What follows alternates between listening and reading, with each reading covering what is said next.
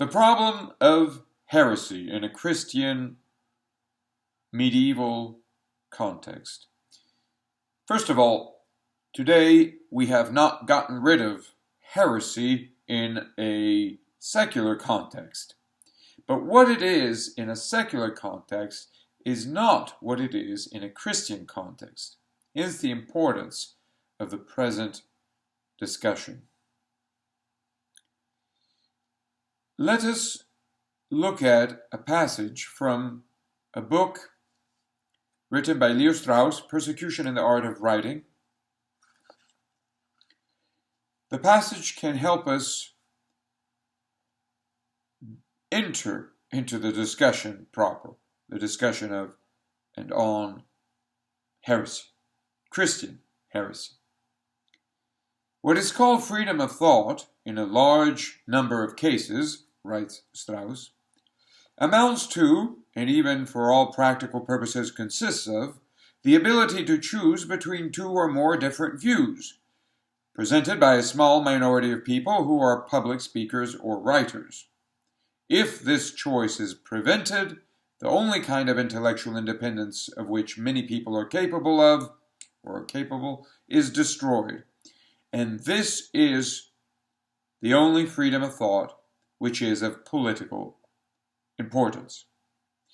Persecution is therefore the indispensable condition for the highest efficiency of what may be called logica equina. Well, what he is saying, what Strauss is saying, is that there is a kind of dogmatism that requires persecution of what does not, of a freedom, really, that does not conform to the alternatives that are defined by convention. So let us say in an American context we have Republicans and Democrats. So if you do not conform to the expectation to pick one or the other, if you seek an alternative to these two that transcends conventional expectations and demands, then you are heretical. In what respect? Because you are trying to, in the eyes at any rate of the established authorities, you're trying to undermine the electoral system. Right? Imagine if I were seeking a medieval Christian party to rule to run the country. That would be heresy. It would be terrible. That would be unconstitutional. At any rate, in the eyes of the established authorities. And, of course, of those who follow them. So persecution, writes Strauss, is the indispensable condition for the highest efficiency of what? Well, of this logic. Either you are with us or you're not. One or the other. Which is to say that either you pick one of the options or you pick nothing. You cannot be free outside of this scheme. All that does not conform is bad. Now, let us consider, in light of these preliminary thoughts, what medieval heresy is all about. In order to understand medieval heresy, we have to have a sense of what Christianity, or rather the Christian religion, is all about. What it is in its essence. What it is in its essence may be expressed in terms of the revelation of the inherence of the divine in the human. Clearly, Christianity is the teaching of the Incarnation. The teaching of the Incarnation, which of course involves the resurrection. The teaching of the Incarnation is the teaching of the inherence of the divine in a human context. Where is the divine? Well, is it in everyone? Who is everyone? What kind of human is the divine within? In other words, where does the divine in a human setting manifest itself? It manifests itself, of course, in the child who is born of an immaculate womb. Hence, of course, the Christian medieval doctrine of the Immaculate Conception. So nature has to be pure. The nature out of which the divine emerges is not stained by, well, the fall of Adam and Eve. In other words, it's not a corrupt nature. This raises various problems, but suffice it here to note that Christianity stands for the inherence of the divine in the human, which is to say, ultimately, that our freedom is supported by God. The divine providence supports, stands for as the roots, right, of our own freedom, our natural freedom, not mad freedom, not fake freedom, not merely conventional freedom.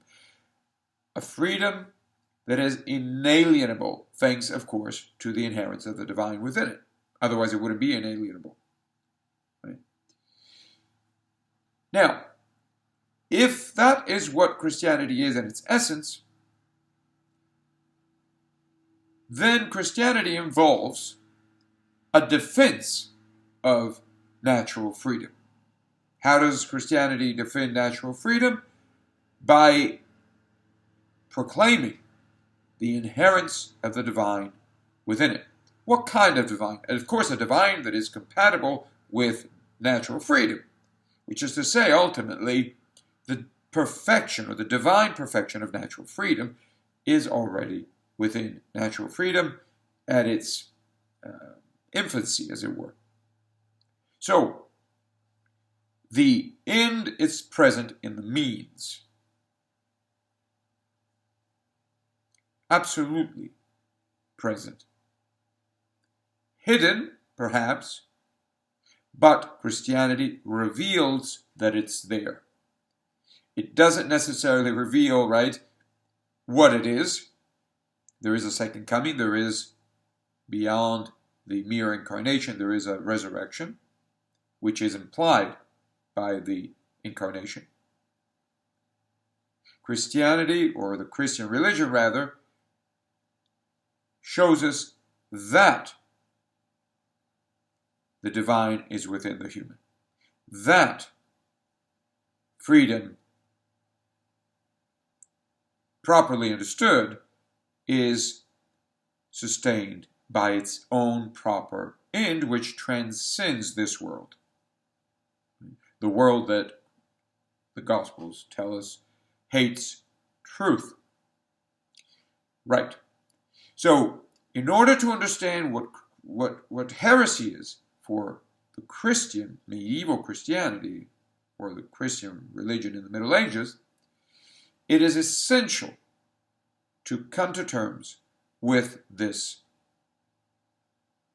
key factor. Christianity is there to proclaim that the divine is at work in the human, in human freedom, perfecting it, so that freedom is not going any old how. It's not aiming at some kind of private goal. Freedom is ultimately fulfilled in God. And God here is the perfection of freedom. What kind of perfection is this? Is it merely private or public, merely public? Is it conventional, or is it a matter of feelings? No, it transcends both. So the perfection of natural freedom is going to transcend the worldly limits of natural freedom and call natural freedom to transcend those limits.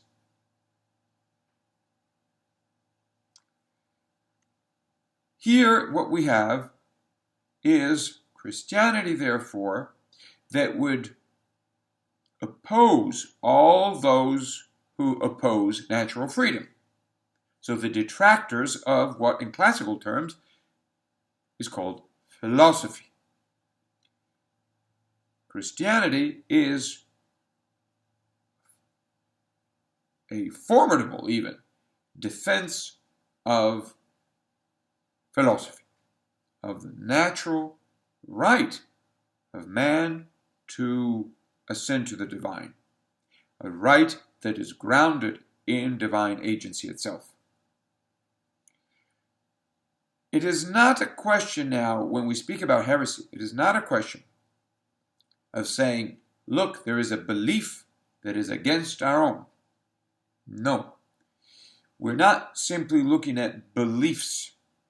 We are rather looking at attempts to deny the inherence of the divine in the human, or more precisely, to reject and refute, or however you want to put it, discredit the divine grounding and legitimacy of the philosophical life.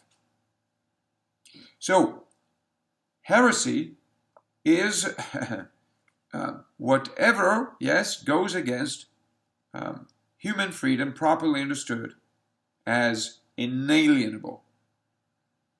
Now, if this is what Christianity is essentially, namely a defense of natural freedom, and if it considers, therefore, heretical the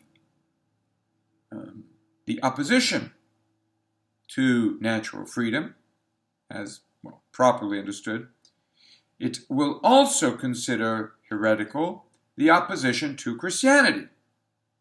Right? It is perfectly legitimate to have a sacred defense of the philosophical life. So heresy is at once the opposition, of course, voiced opposition. So the attack against the gospel, the good news, and of course the gospels as these texts that attest to this good news, that proclaim this good news.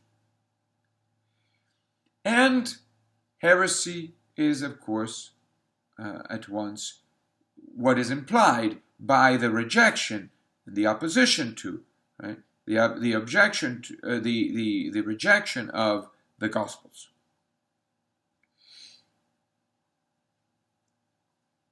What do we make, however, of the medieval, let us say, the Inquisition? Now, the Inquisition was somewhat of an institution that was established around 1230 or so. What is important here is to see that the Inquisition, or the Inquisitional Tribunal, was set up to limit the authority of secular tribunals. So secular judges and, secular authority, really. So what does this mean? It means that the tribunal was not there to punish, but to verify whether the claims of heresy, the accusations, were legitimate or not, and then to see if there was a way to forgive or for heretics to be purged, and ultimately to avoid a capital punishment. Let us bear in mind that capital punishment was a very widespread phenomenon in antiquity, in the Middle Ages. We have secular authorities that will have you killed, hung, or whatnot, burned, for all kinds of misdemeanors. You could be forging money. You could be anything that is, well, disruptive of the social, political, legal order is going to possibly lead you to the stake. So the question of heresy is by no means limited to the clergy or ecclesiastical authorities or judges. For the most part, people were killed for all kinds of infractions. So when, for instance, St. Thomas Aquinas writes his Summa Theologiae, his theological encyclopedia, as it were, of arguments, and addresses the problem of heresy, he is noting that there are all kinds of worldly crimes that are condemned with a death sentence. Now, if that is the case, he said, well, then it would be fair to condemn heretics with respect to the foundations of political life, right? With a death sentence, because their crime is much worse than that of, let's say, those who forge money. Thomas Aquinas has, in modern times, been accused of supporting the killing of heretics. In reality, it wasn't up to the church to kill anybody. However, Thomas Aquinas is not advocating anything. He is telling us that there is a serious problem, heresy, that heresy is not simply a matter of opinions, beliefs that we share, that we put out there, and that might endanger the beliefs of the status quo, yeah? The widespread beliefs, the orthodoxy. He is telling us, most importantly, that heresy is the enemy of human freedom, natural freedom. So human freedom properly understood. And of social order. So if there is a crime, that would be a capital crime. Now, in our times, in the modern world, we're used to looking at heresy as some medieval nonsense. Really? How can you kill somebody because he has certain views? That was not the issue. The issue was, in the Middle Ages, was a movement to reject civil society, to undermine civil order, and this not simply by opposing one little dogma or another, but by opposing the fundamental lesson of the Gospels. And this could be done, of course, through Trojan horses. So the heretic, as such, is not simply accused of going against a belief, but of using certain beliefs as Trojan horses for undermining the whole lesson of Christianity, which really is a defense of natural freedom, and consequently, the heretic is an enemy of course, natural freedom itself.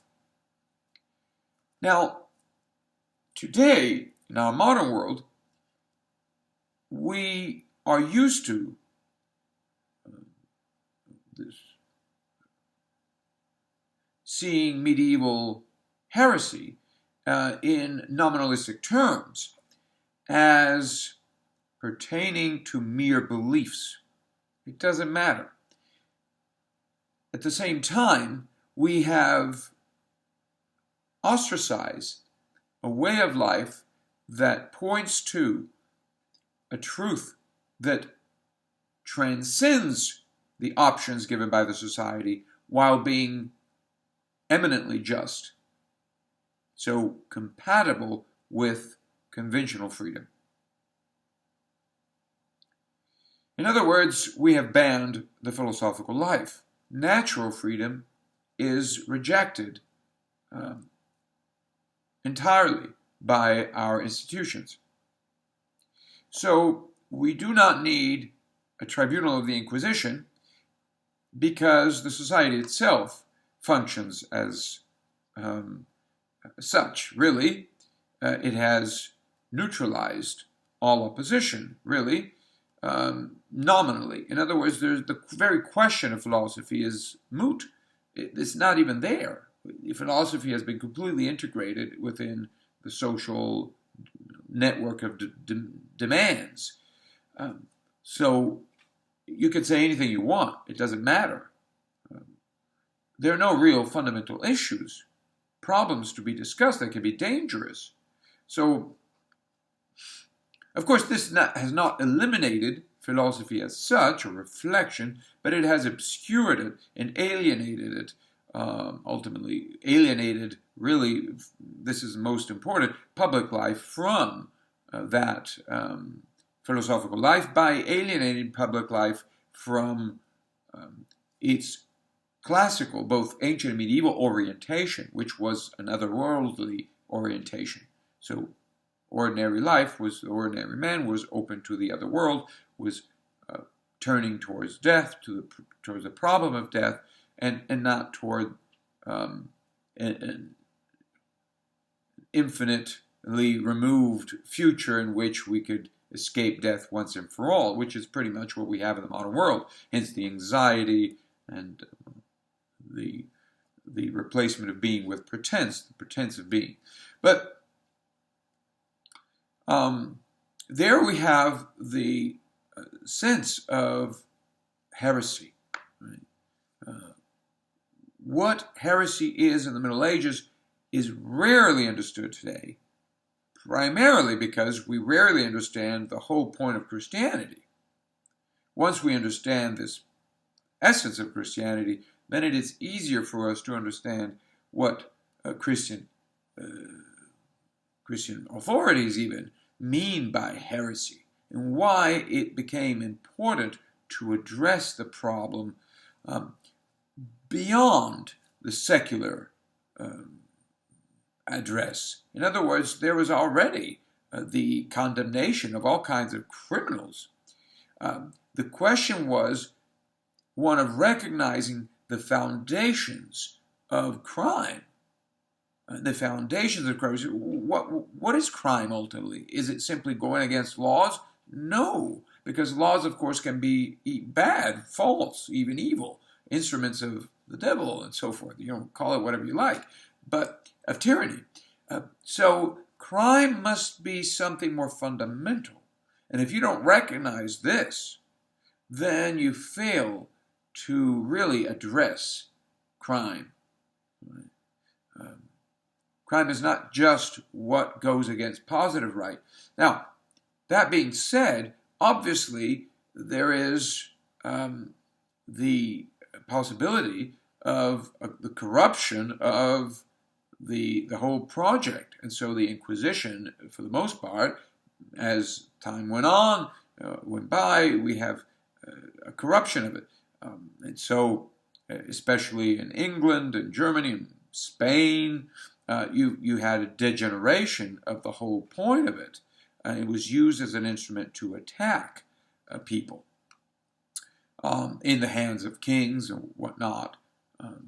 But that's not what the primary impulse or impetus of this institution was. again, it was a matter of establishing a recognition of the roots of danger to the society. Now, does that mean that you would criminalize thought? See, that is, of course, a temptation, or a possible consequence, of course, of the institutionalizing of well, a tribunal of thought, really. So that was not the original point, however, of the Inquisition. And it's helpful to reflect upon these issues if we want to escape the reduction of freedom to a machine that determines that just because you don't fit in the machine, you must be a criminal. Right?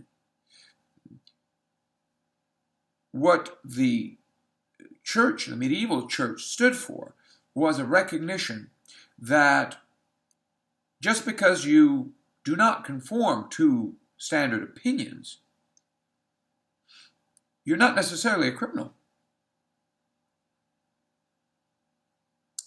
See, this is essential, and it contradicts the views that we are raised with today. The whole point, again, was to establish that crime is not just a matter of not conforming to opinions or laws or dogmas, but crime fundamentally, in its essence, and so here we deal with a heretic, is about reducing law to a machine. So denying the inherence of truth and law, or the natural bond between law and truth. And this, of course, is another way of saying that the heretic denies the inherence of the divine in the political, in the human, properly understood as oriented toward the divine through his ordinary life. And so the ethical life is rejected. The authority of fathers is rejected by the heretic.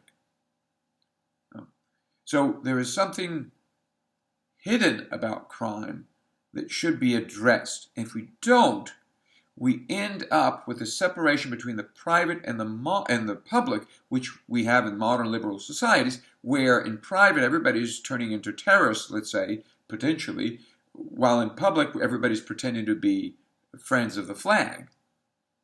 And of course, all of this explodes at some point or another. So, do we wish to live in that world where there's a radical separation of private and public? Is there a political solution to this? Is the Inquisitional Tribunal a solution? Of course not. But in its inception, it was addressing this problem. How do you avoid a technical society, a thoroughly technical society with technocracy? How do you avoid it? One that denies us human natural freedom. Well, one way to approach this problem was to say, well, look, let us consider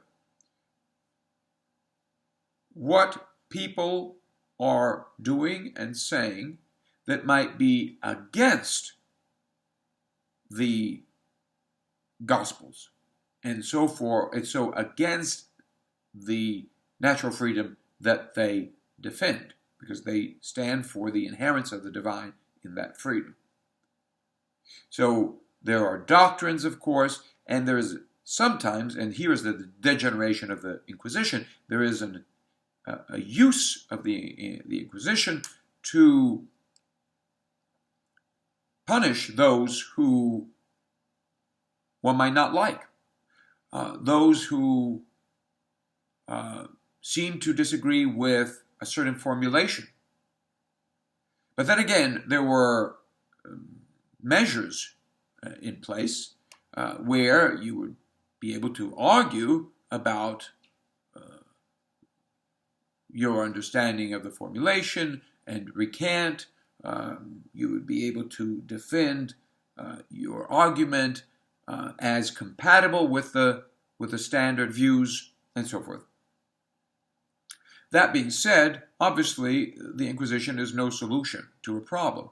It did, in its inception, as most institutions do in their inception, address a real problem that was not peculiar in any way to Christianity, to the Christian religion, to the Middle Ages, for that matter, or to the ancient world, for that matter, because we still have it with us, and very much so.